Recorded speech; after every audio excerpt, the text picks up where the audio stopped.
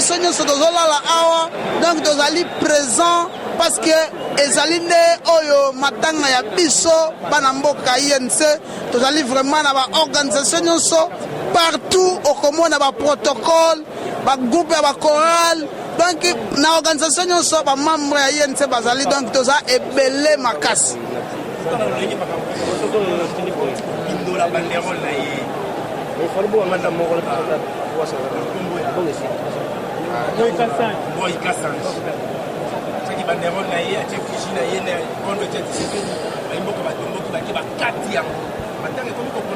te eza opona bilongi te me bato nyonso baindiscipline nyonso tozana posala bango te osomona ntango vie azalaki bato mosusu wana omona lokola kaka baza bato minene bazalaki na pouvoir bazomona lokola biso tokokoma te biso mpe tokomi e baindiscipline nyonso eza na bato banda koreconnaitre bolamu ya papa Etienne Tshisekedi te banda koreconnaitre mpe komba na ye te parce que bayelaki na pouvoir na bandenge ya baminduki me ye ayebisaki biso alobi tokozwa pouvoir sa minduki me lelo baza su na pouvoir te ange ya kosala ironie tozana posa na ye te baindiscipline nyonso biso tokodiscipline bango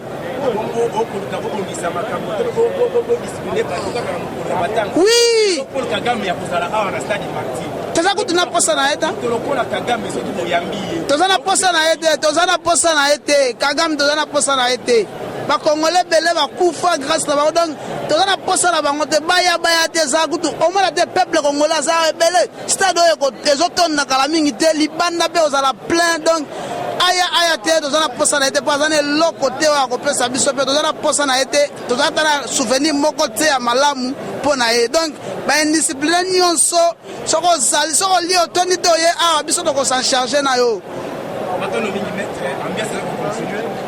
Un dernier mot, il y a pas Kongo mobimba basimba ke mokola lelo ezali mokolo moko ezali historique peuple congolais ezali mokolo oyo bazali ko se souvenir na papa Etienne Tshisekedi lelo oyo soki tosi pouvoir ya koloba nde tozoloba lelo ezali grâce na ye ye azali mutu oyo abandaki kotelemela Mobutu ntango azalaki makasi et puis ye asalaki keno a s'imposer alukati ba parti politique ezala ebele na mboka eza grâce na ye eza mokola monene phrase kutu oyo président na biso abimisa comprenez mon émotion ezalaki kaka par rapport ya lite ya Etienne Tshisekedi yango phrase wana mpe bima lelo toza na esengo peuple congolais reketini kaka keno phrase monene papa tikela biso comme nango le peuple d'abord yango oyo ezali ko se réaliser état de droit tobanda koluka tosi yango bakashe nyonso ya aner ekangami donc lelo baopposa baza libanda congolais kozala susu na exil tokozala susu na baexilé congolais te donc lelo ezali mokola monene ti lobi toyende kokunda papa na biso ezali souvenir monene mpo na ye toza na esengo ambiance eza total bana nyonso ya INC baza malamu biso tozali awa tozolala awa toza mobilize donc parti na biso eza kitoko makasi toza na ebandeli ti suka ya makambo oyo sentiment na biso eza kaka ete esengo monene le peuple d'abord. Merci.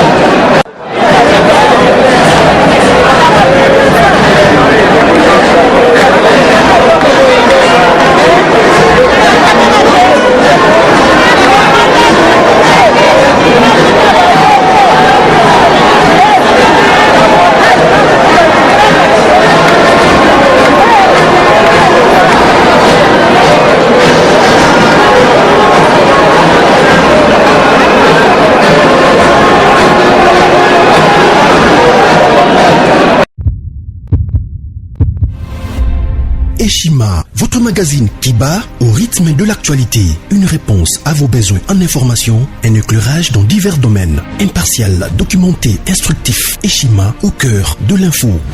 Retrouvez la nouvelle édition. Exclusivité. Joseph Kabila, une vie pour un empire. 4e président de la République démocratique du Congo et 17 ans passés au pouvoir. Pour y arriver, Joseph Kabila Kabange a incarné la stabilité et l'autorité. Imprévisible, tacticien et fin stratège, Kabila ne laisse rien paraître. À travers Kabila, la RDC a trouvé quelqu'un qui lui ressemble et la défend.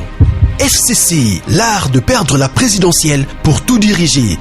Province, développement du Kasaï, Dieudonné PM, tout au côte, le profil idéal. Son objectif, faire du chef-lieu de la province, Chikapa, un puissant carrefour économique.